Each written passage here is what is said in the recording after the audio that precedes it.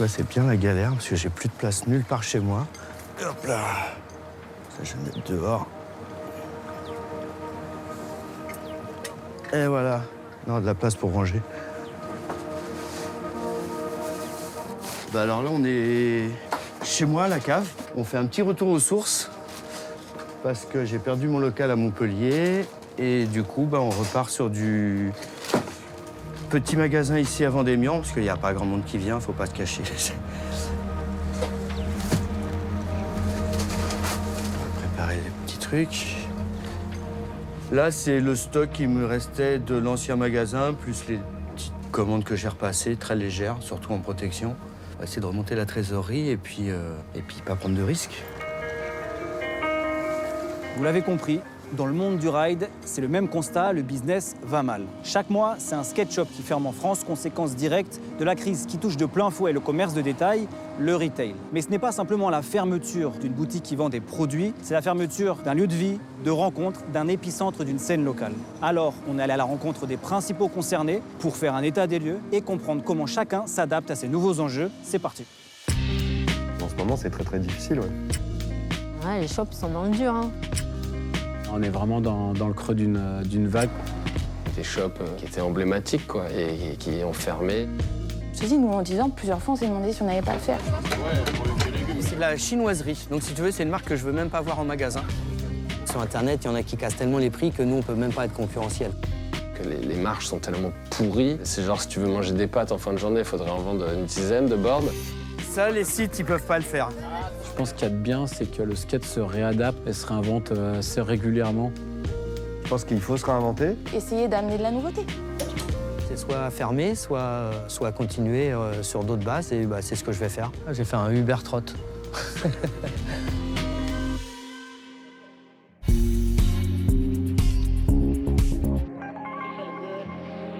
On va aller rencontrer Ben dans ce mythique et historique shop de Lyon. Let's go.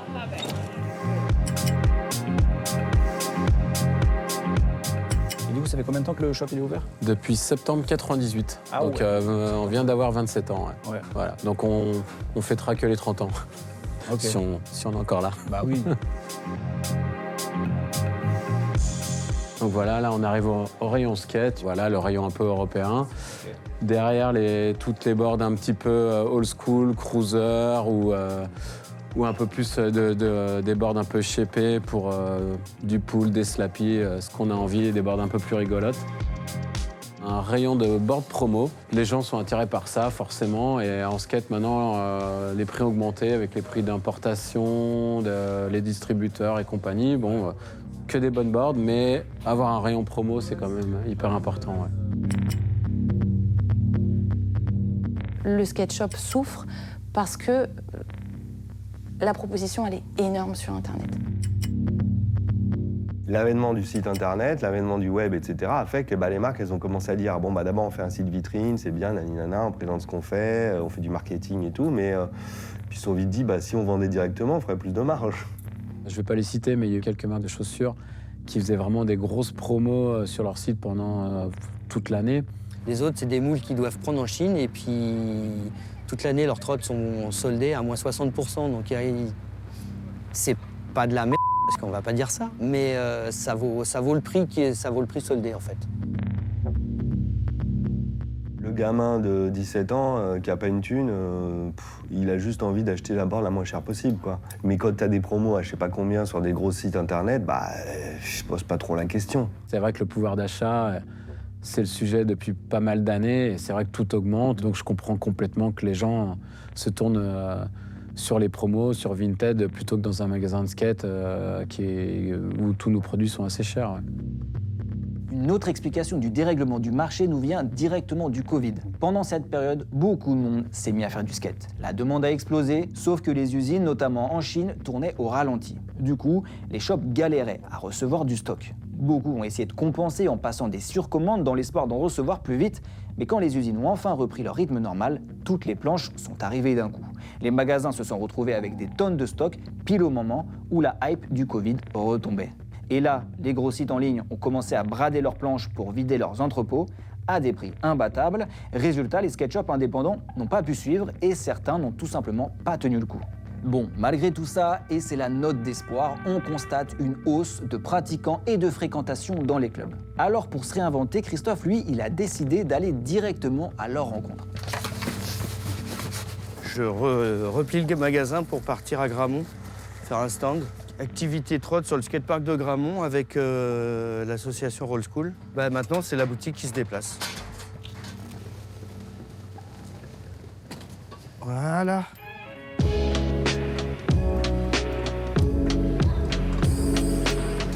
Forme ? Ça va et toi ? Ouais, ça va. Et toi ? Bah écoute. Vous assistez à une petite animation qui s'appelle Sauter casqué. Donc vous avez un magnifique shop qui est à votre disposition pour vous conseiller sur les trottinettes, les protections, le casque. Donc, quand on vérifie pas le serrage de sa trottinette, il arrive ce genre de choses. Il y a toute une scène de skateurs qui se développe et qui prend des cours de skate comme ils vont aller faire un cours de karaté ou un cours de judo. Mais aujourd'hui, on a l'impression que ces gens-là, ils viennent plus en skate shop, tu vois. On incite nos adhérents à consommer avec un sens derrière. Parce qu'effectivement, on peut trouver une trottinette vachement moins chère sur Internet. Mais quel est l'impact derrière? Il faut aussi se poser la question de son achat, quoi. Des quoi? Non, mais alors toi, moi, NKD, c'est de la chinoiserie. Donc si tu veux, c'est une marque que je veux même pas voir en magasin. Parce que quand tu achètes une trotte qui est annoncée à 400 € et que tu payes 130 € toute l'année, c'est qu'il y a quelque chose. Le petit qui arrive, qui doit faire 1m40 et il a une trotte avec un deck en 56, 6 de large. Par contre, il a la couleur qu'il voulait, la trotte, elle est belle, mais ça lui correspond pas. Donc, soit ça va finir dans un placard, soit souvent, ce qu'ils font, ils la revendent et puis moi, ils reprennent une petite trotte à 120 € et qui est adaptée aux gamins. Et puis, quand on leur croise 15 jours après sur un skatepark, il est ravi. Ah ouais, là, tu vas passer à un autre niveau, là.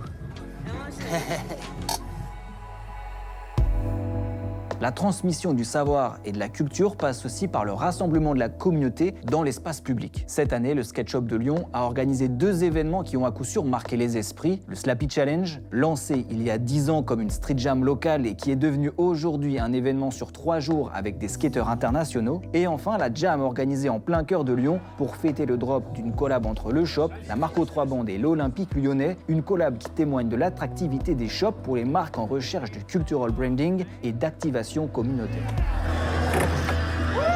La Marco 3 Band nous a contactés il y a un peu plus de 2 ans pour réaliser un projet avec l'OL. On est allé au stade et ils nous ont expliqué qu'ils voulaient qu'on design leur maillot de foot, leur 3e maillot.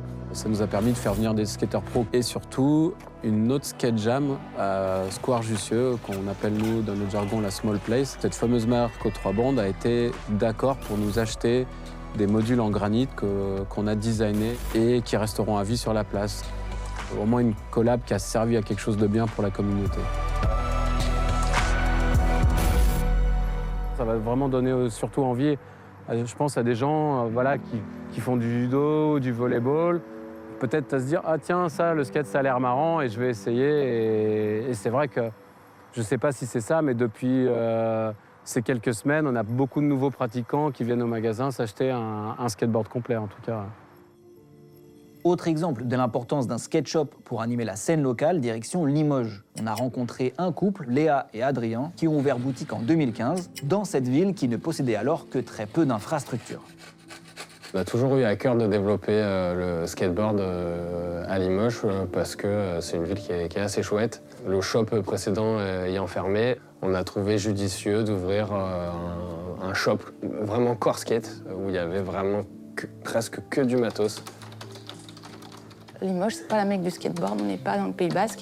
Plusieurs fois, on a eu envie de stopper, de dire allez vas-y on fait liquidation, on se casse. Ou moi cette année j'ai bossé ailleurs, l'année d'avant Adrien a bossé ailleurs. Limoges, la spécificité de la ville, c'est le manque d'infrastructures pour une ville de cette taille-là. Du coup, c'est vrai qu'on a une scène qui est assez disparate. C'est des gars qui skatent un peu tous dans leur coin. Donc forcément, il y a des kids qui vont commencer, qui vont pas avoir les bonnes infos, peut-être pour évoluer plus vite, qui vont être peut-être un peu plus pressés. Nous, avec le shop et aussi une asso qu'on avait montée, c'est de pouvoir dialoguer en direct avec la mairie. Ah, il est beau, hein? T'as vu? Je l'avais dit.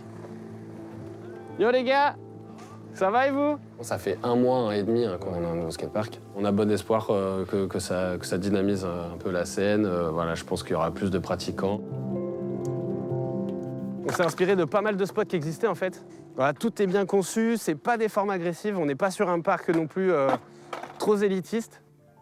Si on récupère cette partie qu'on avait perdue de matériel grâce au skatepark, il n'y a pas de raison que ça ne marche pas. Ça fait 1 mois, des boards complètes, on en monte plus.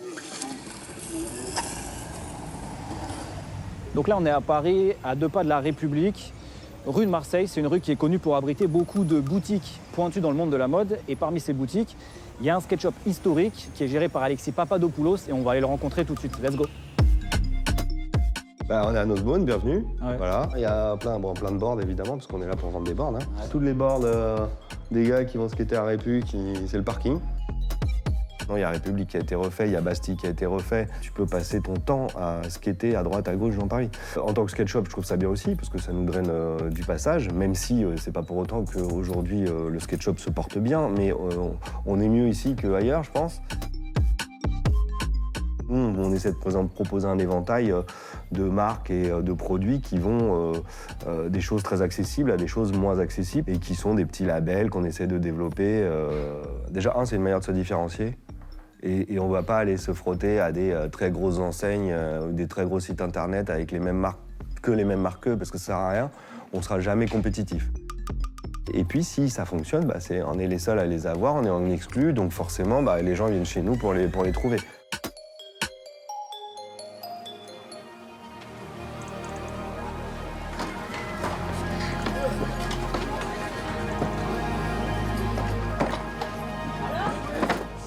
C'est bon. Faut que je récupère mes rallonges. Et voilà. Une journée qui se termine. Et voilà. Ça vaut le loup 1005. Bien, si tous les mois tu rentres ça. En 2 week-ends, j'avais pas fait ça.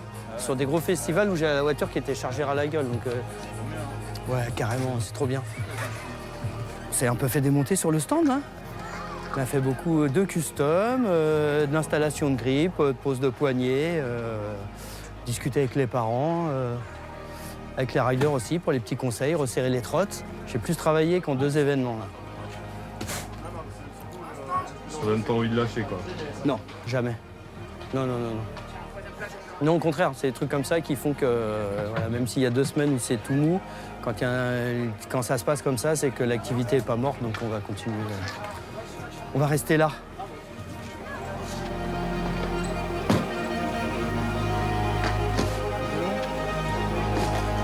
Je fais pas ça pour être millionnaire ou voilà, encore une fois, c'est l'histoire de la passion, donc ça perdurera. Support your local skate shop, comme on dit. Et your local tout court. La créativité en skate fait que le skate est de plus en plus fou, le niveau augmente toujours et pourtant on pense à chaque fois que tout a été fait et ben non. Donc je pense que c'est pareil pour les skate shops, pour la pratique du skate, pour tout ça. Je pense que tout le monde se réadapte et ça suivra son cours.